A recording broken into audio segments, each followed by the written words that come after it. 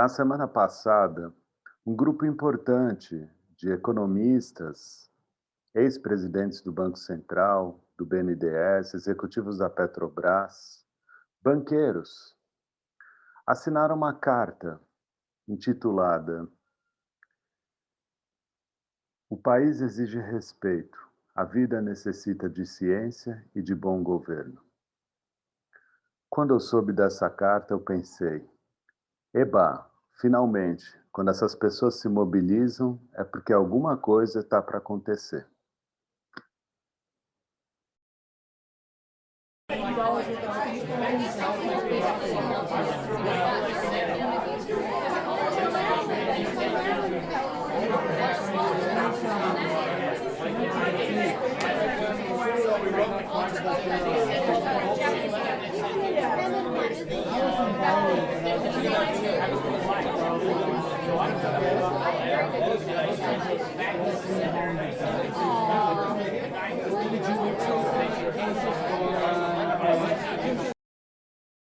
Thomas, seja muito bem-vindo aqui ao canal Inconsciente Coletivo. Bom dia, meu caro.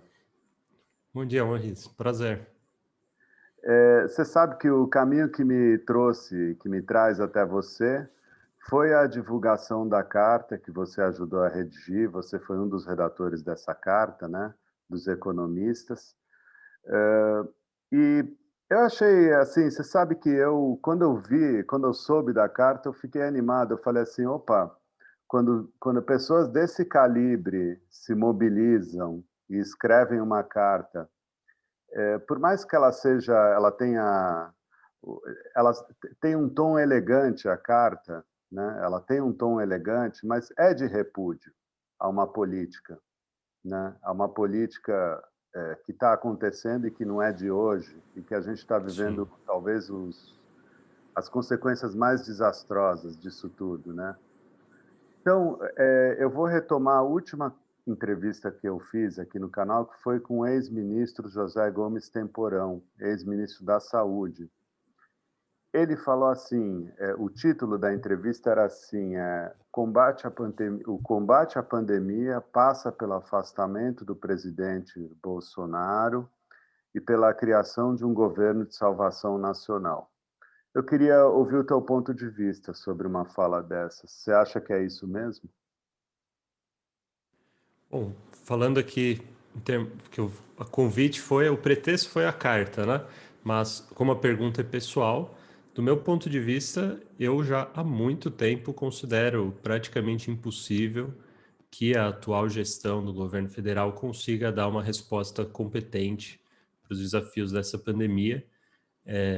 Isso desde o começo, eu estou fazendo a divulgação e tentando conscientizar as pessoas, pesquisando todo dia sobre a situação da pandemia desde fevereiro do ano passado, e cada semana que passa são mais evidências, mais disparates, mais absurdos que a gente tem que enxergar no dia a dia, informações e notícias falsas e coisas que a gente nem consegue imaginar de onde que está vindo tanta coisa impensável, né, de políticas tão ruins e, enfim. Então, realmente, do meu ponto de vista, é praticamente impossível que a atual gestão consiga dar uma resposta competente. Agora, a mobilização, claro, é um ponto de vista pessoal e eu não dá para pedir o ponto de vista de todo mundo que está assinando a carta, mas a atmosfera é mais ou menos essa entre todo mundo? É esse Bom, entendimento? É entendimento de que não dá então, mais, o mercado acha que não dá mais. A gente ouviu essas coisas, que o mercado acha que não dá mais. Teve gente bom, achando que foi tardia essa carta.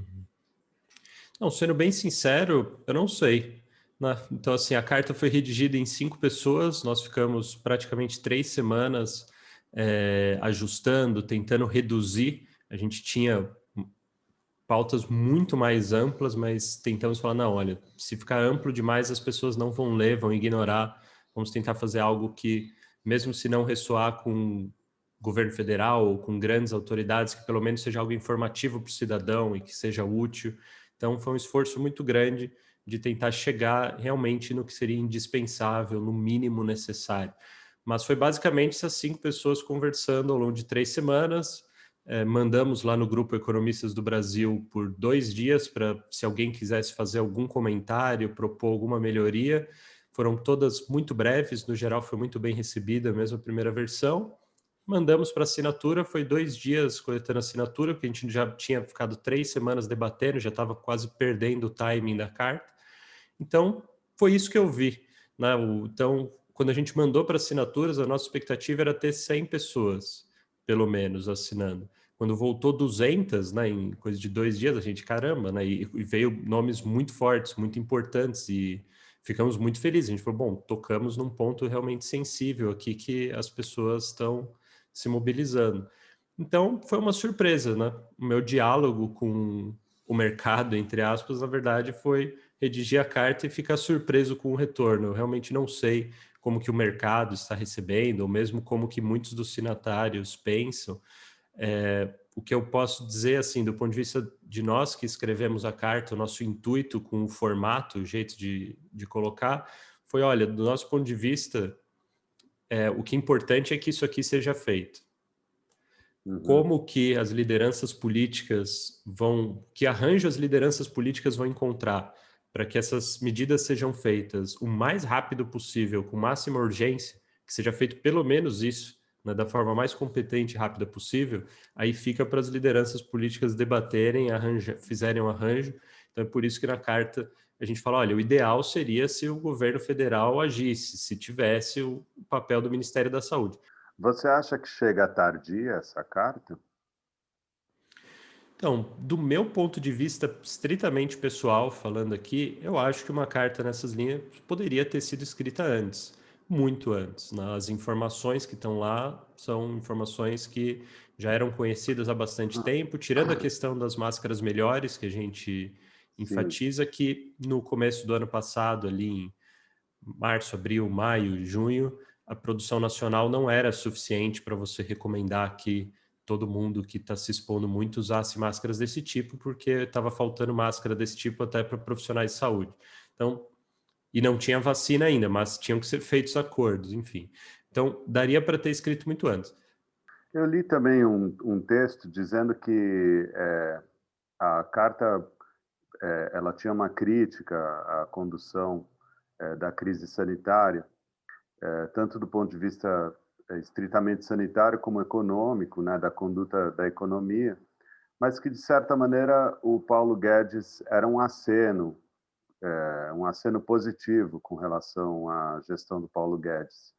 Queria ouvir um balanço seu sobre o Paulo Guedes nesse Bom, contexto. só comentando com respeito à carta, a carta não menciona o Paulo Guedes e essas interpretações a gente acha muito engraçado essas interpretações, porque no começo foi recebido como se estivesse querendo derrubar o Paulo Guedes. Aí depois era um aceno ao Paulo Guedes. Aí depois não tem nada a ver com o Paulo Guedes. Então, assim, as interpretações não são nossas, né? É um debate na literatura, né? O livro é do autor, o livro é dos Aham. intérpretes. Do meu ponto de vista pessoal, acho que é uma imensa, né, decepção, Paulo Guedes. Não que eu tivesse grandes expectativas, mas mesmo sem ter expectativas, é uma grande decepção, porque não se posicionou sobre questões importantíssimas da pandemia ao longo do último ano inteiro.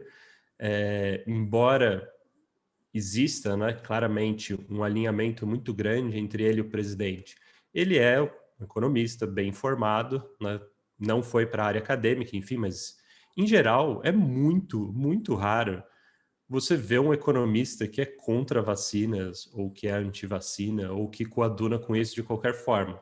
Porque você tem uma formação científica sólida na área de economia, você estuda externalidades, então você sabe que as vacinas produzem efeitos positivos para além das pessoas que estão sendo vacinadas, isso é algo muito básico. Qualquer economista sabe identificar que, olha, a vacina está lá, está custando 10, 20 dólares que seja, você está pagando muito mais em UTI para tratar as pessoas, está destruindo a economia. É óbvio para qualquer economista minimamente competente que as vacinas deveriam ser uma prioridade número um. Ficamos sabendo recentemente, em matéria de jornal, que o ministro das Relações Exteriores, Ernesto, não queria ter assinado o COVAX, que é o consórcio internacional para fornecer vacinas mais baratas para países pobres em desenvolvimento. O Brasil, ele não queria assinar, ele não ia assinar nada. Aí foi uma diplomata, né, que insistiu, uma embaixadora que insistiu e conseguiu se opor a essa decisão e conseguiu fechar o acordo, mas fechou o acordo pela cota mínima, que cobre 10% da população. Daria para ter pego uma cota de até 40% da população. A gente estaria recebendo muito mais vacinas já agora, e vacinas extremamente baratas. Por que que foi uma embaixadora que teve que dialogar com isso? Onde estava Paulo Guedes e o Ministério da Economia, né? Quando estavam tentando boicotar a vacina do Butantan, né? Ficaram um ano inteiro sem comprar a vacina do Butantan. Onde estava Paulo Guedes e o Ministério da Economia? Então, para mim, essas coisas não têm absolutamente nenhuma justificativa e nenhuma defesa. São erros gravíssimos, mas, enfim, tem quem discorde. Então, é minha opinião pessoal. Assim, eu acho que houve muita omissão, incluindo nas questões das máscaras também. Nos Estados Unidos, a gente viu até pessoas envolvidas com o Fed, né, com o Banco Central. Eles têm unidades estaduais e banqueiros centrais falando, olha, usem máscara, tal, isso é importante para a economia, a gente vai se recuperar mais cedo se você usar máscara. Até o Banco Central preocupado com isso. E embora o Paulo Guedes sempre estivesse de máscara, né, normalmente era o único que estava de máscara nas reuniões, ele não puxou essa pauta, né? A gente não viu nenhuma grande campanha nesse sentido, olha, ajude a economia usando máscaras e tal. Então, enfim, grandes omissões, na minha opinião. Ô, Thomas, eu queria ouvir uma consideração sua sobre a falsa dicotomia entre economia e saúde. Eu acho que isso é importante a gente pontuar para as pessoas e conscientizá-las, né? Justo, essa questão da falsa dicotomia, ela foi colocada, muito mal colocada lá atrás. A noção intuitiva dela, que é falsa, é a ideia de que, olha, ou você salva a vida das pessoas prejudicando a economia com medidas restritivas, ou o que seja, ou você aceita que vão morrer mais pessoas e, com isso, você, de alguma forma, ajuda a economia. Por que que ela é falsa? Bom, primeiro porque existe um grande leque de medidas diferentes de saúde pública que podem ser tomadas. A grande maioria dessas medidas são medidas de baixo impacto econômico, né, de baixo custo econômico e com alto impacto na saúde pública. Então, as pessoas que falam desse dilema, né, o presidente é uma delas que adora trazer esse tema, usam esse suposto dilema para bater no que seria o lockdown, que é um termo não científico, eu explico logo mais. Mas eles usam para bater nisso.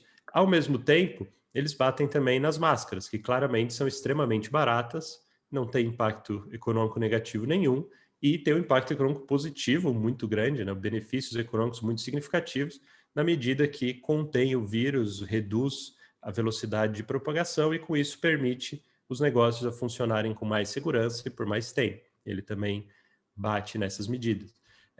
Você buscar espaços com melhor ventilação, né? Você, de alguma forma, ajudar as pessoas a não ficarem em espaços fechados de baixa ventilação.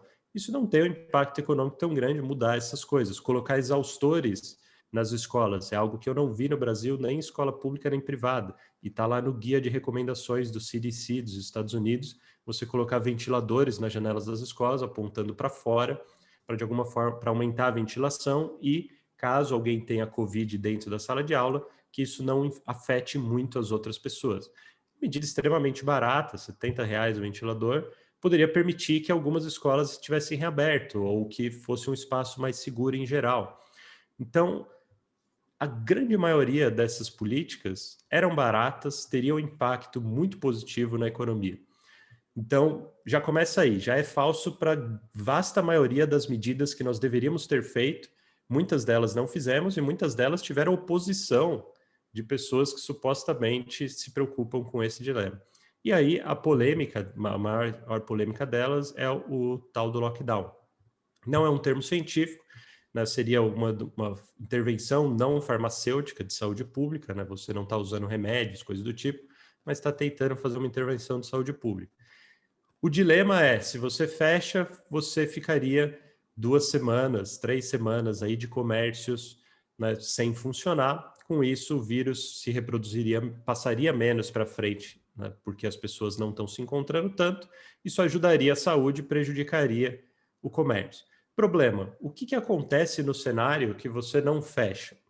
O que acontece no cenário que não fecha, a gente já viu por experiência brasileira, por experiência internacional. Se você não faz nada, se você perde o controle, né, por não ter feito as medidas baratas de forma competente ou por azar que seja, você perdeu o controle. Se você não faz nada enquanto os hospitais ainda não estão lotados e deixa o comércio aberto essas 3 semanas, o que vai acontecer é que o vírus vai destruir toda a infraestrutura hospitalar, ele vai provocar o caos completo e o colapso da saúde, vai faltar oxigênio, como a gente viu lá em Manaus, 60 bebês prematuros tiveram que ser transportados para os outros estados. Imagina o trauma das mães de ficar longe das crianças, ou se essas crianças morressem por falta de oxigênio. É uma absoluta tragédia social. E aí, quando você chega nesse ponto, como que a sociedade, temos que ser realistas, como que a sociedade vai reagir e como que as lideranças políticas vão reagir? O prefeito vai querer ser responsável pela morte de dezenas de bebês prematuros? Não. Ele vai querer fazer alguma coisa para impedir. A população vai falar, nossa, deixa eu investir numa empresa aqui enquanto morrem crianças no hospital? Não, as pessoas não vão pensar nisso, as pessoas vão estar traumatizadas. Quando você chegar nesse ponto, as pessoas vão falar, cara, faz alguma coisa para isso parar. Quer dizer, o cenário onde você não fecha, não é que a economia funciona normal e bonitinho o resto do ano. Não. Se você não fecha agora, você vai fechar daqui a algumas semanas com a população mais traumatizada, uma situação muito pior de saúde.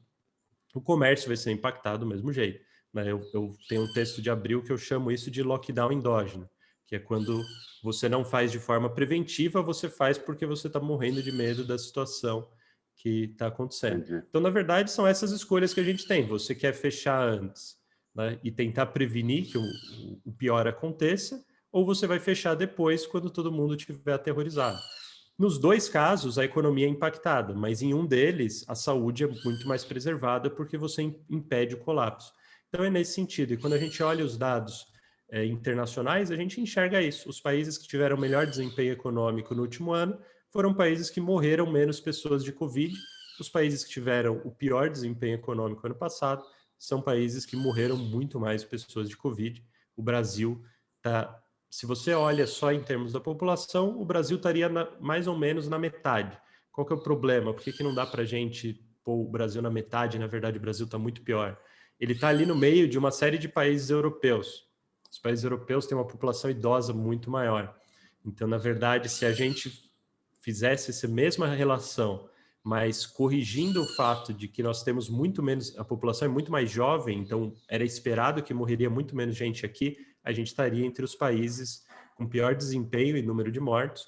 E se a gente levar em conta que a gente fez o maior esforço fiscal no auxílio emergencial, a gente também teria um dos piores desempenhos econômicos, dado o tamanho do esforço fiscal que foi feito para ajudar a população. Então, era esse ponto próximo mesmo que eu ia tocar contigo, que é esse esforço fiscal que foi grande, porém, ao mesmo tempo, quando a gente... Quer dizer, você acha que, em termos de assistência social, o governo conseguiu responder, conseguiu dar respaldo para a população? Porque, assim, eu acho um pouco... Não é meio loucura um auxílio... Quer dizer, até agora, só agora está saindo um auxílio emergencial que vai ser uma média de R$ 150, que em dólar dá US$ 30. Isso é uma puta discussão. Enquanto tem gastos gigantes que a gente vê de tudo, né? Aumento das forças armadas, sei lá, para ficar em um. É uma coisa que não fica um pouco difícil de entender. Ou até o salário de um deputado federal e o mensal do gabinete dele, que é uns 250 mil reais. Como é que... Tem alguma... O nome do canal é Inconsciente Coletivo, né? Mas é uma tentativa de achar algum equilíbrio no meio dessa discussão. São notícias que a gente recebe muito cruzadas e a gente fica confuso com elas. Não é muito pouco, R$ 150 agora? Pois é, com certeza é pouco, é insuficiente. E, na verdade, assim, o auxílio emergencial, embora tenha sido extremamente necessário, tá? Não disputo isso de forma nenhuma, extremamente necessário, precisava ser feito. Ele poderia ter sido implementado de várias formas diferentes, e a forma como ele foi implementado, né, dentro do, digamos, se houvesse um plano geral de combate à Covid no Brasil, a forma como o auxílio emergencial, tal como foi feito ano passado ou agora, foi implementado, não é uma boa forma. Em que sentido? Quando a gente estava lá nas primeiras decretos de quarentenas que os governadores fizeram no fim de março do ano passado, ali pelo dia 27 de março de 2020, foram as primeiras medidas restritivas dos governos estaduais, ali era o momento ideal de tentar fazer algo emergencial, mesmo que insuficiente, algo aprovado rápido, né? Usa os credenciados no Bolsa Família, alguma coisa, e aí depois tenta fazer algo melhor para abril, fim de abril, você tentar fazer algo mais expansivo, mas usa o sistema de amparo que a gente já tem para tentar fazer algo rápido. Por quê?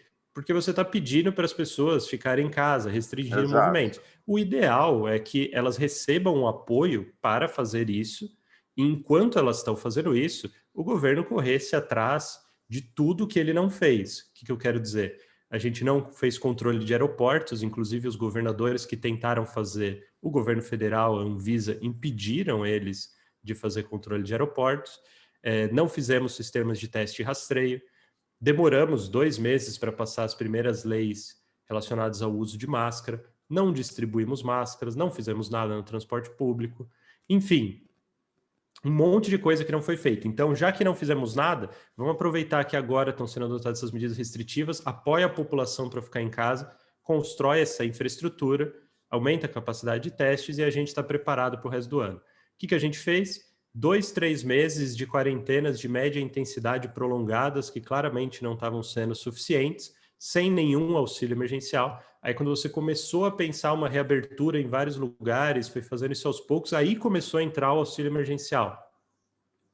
Quer dizer, enquanto as pessoas estavam sofrendo as medidas mais restritivas, elas não tiveram apoio. Aí, agora que está reabrindo, não é algo a se brincar, mas eu falo, olha, é praticamente uma indenização por danos. Não, você não está ajudando a pessoa, você não está ajudando a proteger a pessoa. Você está falando, olha, já que deu tudo errado, toma aqui uma indenização pelos nossos erros. Foi quase isso, né? E agora, mais ou menos, está acontecendo a mesma coisa. É um surto muito mais grave, muito pior. Tem vários lugares que estão adotando as medidas restritivas mais fortes. O mesmo governo que, em tese, está bancando essa conta, tudo bem que os 2 auxílios foram iniciativas do Congresso, né? O governo federal queria um valor muito menor e adotou essas medidas a contragosto. Depois eles começaram a gostar, mas enfim, é muito insuficiente. Mas ainda assim, em tese, o melhor uso disso é para você ajudar as pessoas, né, a se protegerem em um momento de grave crise. Aí o mesmo governo que paga essa conta, que é um valor muito pequeno, fala para as pessoas irem para a rua, protestarem contra as medidas dos governadores e prefeitos, desaconselha a usar máscara, fala contra todas as medidas preventivas. Assim, é muito difícil entender, né, qual é a combinação que se está buscando aqui. A impressão que fica, aqui eu posso estar completamente errado, mas a impressão que fica de como que o governo federal enxerga o auxílio, não como eu enxergo, como o governo federal enxerga, é algo como, olha, esses caras aí estão tentando destruir a economia, a gente te dá um dinheiro e incentiva você a tentar seguir a vida ou tentar falar contra todas essas coisas. Realmente criando conflito, ao invés de ser uma estratégia contra o Covid. Então, eu acho isso realmente muito triste. Ele é insuficiente e, além da questão do valor insuficiente, principalmente esse de agora, o do ano passado eu acho até que foi um valor Razoável. compatível, né, É que razoável, só durou uns meses, né? Não durou só direto. durou alguns meses, mas mesmo ele, né, ele teria que ter durado os meses para as pessoas se protegerem, e não você dar esse auxílio e falar para as pessoas não se protegerem, passar mensagens trocadas Uhum, em todas as outras oportunidades, né? entendi. Os alimentos, teve uma alta de 14%, a maior desde 2002. Isso também é um ingrediente, assim, da pesada, né, nessa crise toda, né? E pensando de uma maneira simplista, já que eu não sou economista, Então, o país é o celeiro do mundo, né? Curioso, a gente é estranho que a gente produza tanto alimento e os alimentos, num momento de crise, eles estejam nessa situação, só aumentando. Ou eu estou enganado? Então, eu não acho isso muito estranho por vários motivos.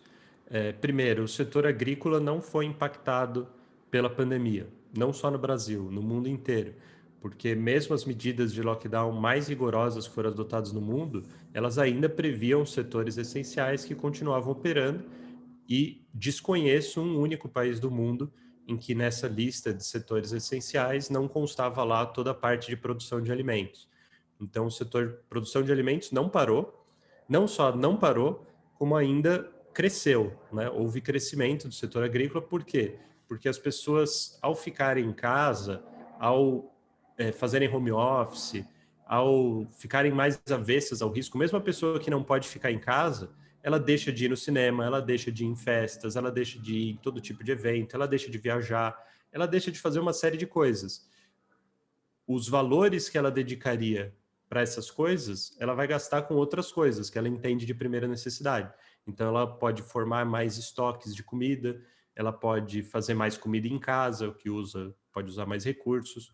Então, o setor de alimentos não só não foi afetado, como ele cresceu, e nessa, digamos assim, essa reorganização da economia mundial ao longo do ano passado, você teve vários problemas de logística, de distribuição, de Ah, problemas portuários, de como fazer isso. Então, assim, era totalmente esperado que os preços, não só dos alimentos, mas da maior parte das coisas, aumentassem, porque tudo ficou mais difícil de fazer. Não dá para você dizer que a Covid agora ficou mais fácil com a Covid. Tirando fazer o webinar e reunião online, ficou tudo mais difícil. Então, alguma coisa, né, de dificuldade, de custo a mais era esperado ter.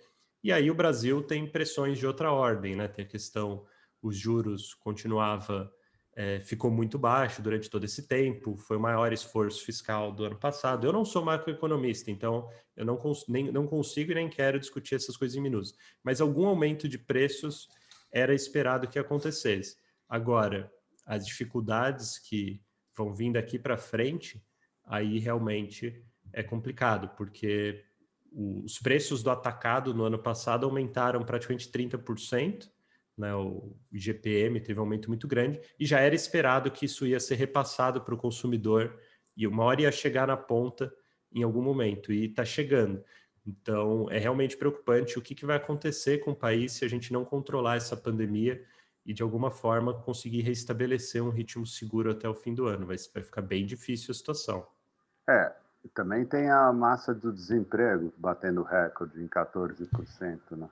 Desemprego recorde e desocupação recorde, porque o desemprego só pega as pessoas que estão procurando emprego, mas a gente teve 5 milhões de pessoas que saíram da força de trabalho e pararam de procurar emprego. A gente está com mais ou menos metade da população adulta que pode trabalhar, de fato trabalhando. Então é uma situação bem dramática, bem complicada. O que você acha que deveria ser feito? E a lista é longa, né? Sinceramente, da parte de macroeconomia, eu evito muito falar de macroeconomia. Ok. Faço divulgação científica desde 2013. Eu falei Aham. de macroeconomia 2 vezes para falar de coisas básicas. Mas eu acho que a prioridade número 1 agora, sendo bem sincero, seria garantir que essa pandemia vai acabar esse ano, tá?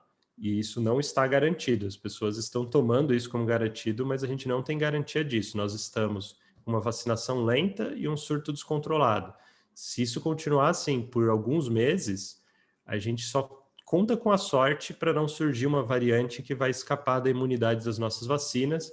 E se essa variante aparecer, sei lá, em setembro, outubro, todo o nosso esforço de vacinação até lá pode ter ido por água abaixo. E aí a gente vai começar 2022 de novo vendo surtos de Covid descontrolados, etc. Então, o que mais me preocupa ultimamente é isso. Embora a situação atual seja grave, sempre pode piorar e é possível evitar esse pior cenário dessa pandemia se estender até 2022. Então, o que eu realmente gostaria que fosse feito, inclusive em termos de política econômica, é fazer de tudo para que essa pandemia acabe esse ano. Eu acho que não tem nenhuma outra coisa que ajudaria mais o país do que isso. Você tem esperanças?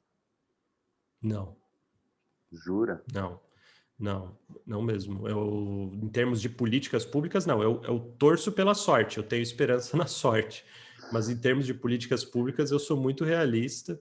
E desde que quando começou toda essa bagunça com as vacinas, de ver o governo federal falando da questão da responsabilização de forma completamente responsável por meses e ninguém fazendo nada, eu falei, cara, essas pessoas estão realmente brincando com a vida de 220 milhões de pessoas e ninguém está nem aí, ninguém faz o básico. Eu fiz artigos no Jota, divulguei, eu falei, olha, essas cláusulas de responsabilização, Sim, eu elas li existem há bastante 40, coisa. 50 anos no passado, isso aí não tem nada demais, as pessoas podiam estar sendo bem informadas. Quando eu vi eles brincarem nessa escala, brincar com confiança nas vacinas, os países que têm desconfiança com a vacina, como a França, com vacinas em geral, como a França e outros países, eles sofrem pra caramba, é difícil você fazer política pública lá, porque as pessoas rejeitam. O Brasil não tem esse histórico, então os caras estavam brincando com algo que, assim, foi uma construção de décadas, né, de praticamente um século de história para você criar confiança nas vacinas e as pessoas brincando com isso. Quando eu vi isso, eu falei, olha, são moleques mesmo, essas pessoas não têm a menor capacidade de levar a sério o desafio que está acontecendo. Desde mais ou menos outubro, embora eu pressione, embora eu critique, embora eu tente fazer minha parte com dever moral, assim, de pressionar as autoridades, minha mensagem, desde mais ou menos ali setembro, outubro, quando começou as coisas da vacina, é falar, pessoal, usem máscaras melhores, se protejam vocês, tentem ajudar seus familiares, seus amigos, para eles se protegerem também, porque a gente está meio que sendo deixado cada um por si. Então vamos tentar se proteger pelo menos, assim. Então eu torço muito para que as coisas sejam feitas e tento pressionar nesse sentido, tanto que ajudei a redigir a carta. Mas sendo realista, temos que cuidar de nós e de quem a gente ama, porque o nível é muito, muito feio. Só ver ontem o ministro Onyx Lorenzoni falando, né, que os insetos transmitiriam o coronavírus, né? Você poderia fechar a cidade que os insetos continuariam transmitindo coronavírus dentro das casas. Um ano de pandemia e um ministro de governo manda uma dessa em rede nacional. Então, dá para ter esperança? Difícil.